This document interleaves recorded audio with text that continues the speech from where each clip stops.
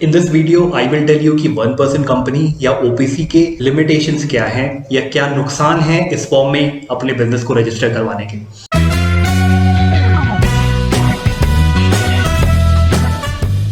Hi guys, मैं हूं प्रतीक और आपका स्वागत है एक नए वीडियो में।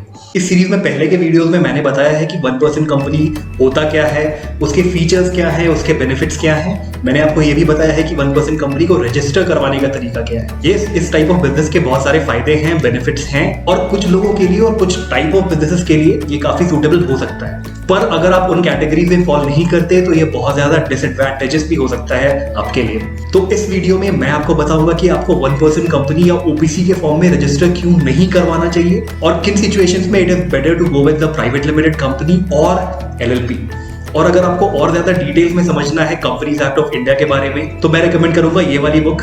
मैं इसका लिंक नीचे डिस्क्रिप्शन में डाल दूंगा। This is a must read for all those people who want to clearly understand the companies related laws in India and decide which type of company is suitable for their business. अब वापस आते हैं 1% company पे। जो पहली problem है इस type of company में वो ये है कि अगर आपका पेड अप कैपिटल 2 करोड़ रुपए को एक्सीड कर गया एंड आपका एनुअल टर्नओवर 20 करोड़ को एक्सीड कर गया तो आपको मैंडेटरली प्राइवेट लिमिटेड में कन्वर्ट होना पड़ेगा। मतलब आपको वो सारे एक्सपेंसेस उठाने पड़ेंगे जो कि किसी प्राइवेट लिमिटेड कंपनी को क्रिएट करने में और रजिस्टर करवाने में उठाने पड़ते हैं। Also because private limited company कोई एक इंसान नहीं ओन कर सकता तो आपको अपना एक पार्टनर भी ढूंढना पड़ेगा और उसके साथ मिलकर आपको प्राइवेट लिमिटेड कंपनी बनानी पड़ेगी। अब अगर आपका ये पहले से सॉर्टेड था कि एक लेवल तक ग्रो करने के बाद आपको प्राइवेट लिमिटेड में कन्वर्ट होना ही है, मतलब आपने जानबूझकर ये 1% कंपनी टेम्पररी बेसिस पे बनाई थी कि जब तक आपका स्मॉल बिजनेस है, छोटा बिजनेस है, तब तक आप इसे 1% के फॉर्म में रखेंगे और आपको ये पहले से पता था कि एक लेवल तक ग्रो करने के बाद आपको कन्वर्ट होना ही है प्राइवेट लिमिटेड में, तो ये ठीक है। ये तब भी ठीक है अगर आपका नेचर ऑफ बिजनेस ऐसा है कि वो इन लिमिट्स को एक्सीड करेगा ही नहीं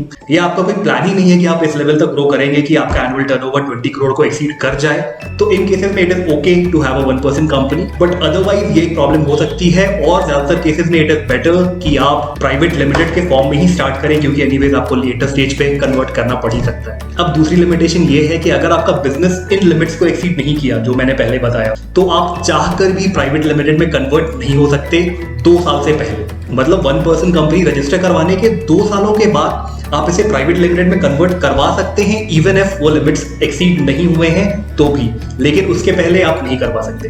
अब इसका मतलब ये भी हुआ कि जब तक आप 1% कंपनी के फॉर्म में हैं तब तक आप चाहकर भी इक्विटी फाइनेंसिंग रेज नहीं कर सकते।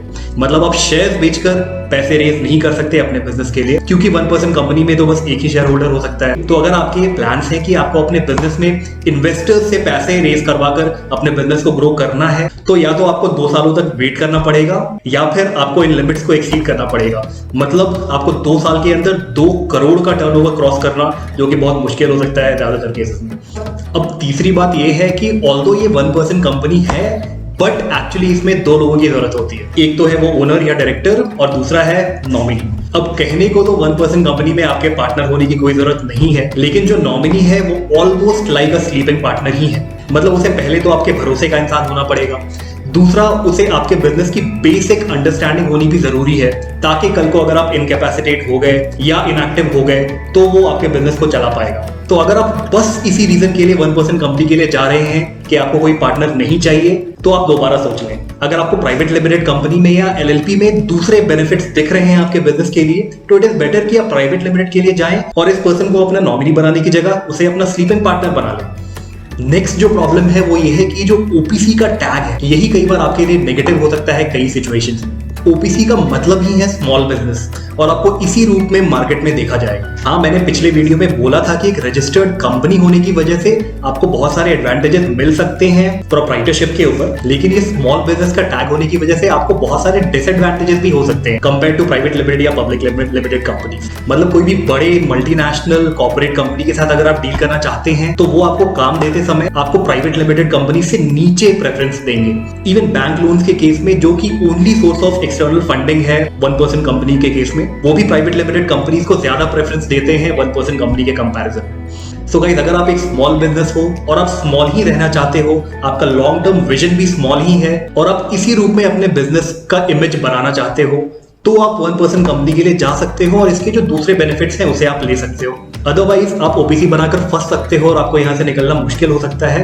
इसलिए इट कैन बी प्रेफरेबल कि आप शुरू से ही प्राइवेट लिमिटेड कंपनी बनाकर चलो, ताकि आपके पास ग्रो करने के ज्यादा अपॉर्चुनिटीज हो।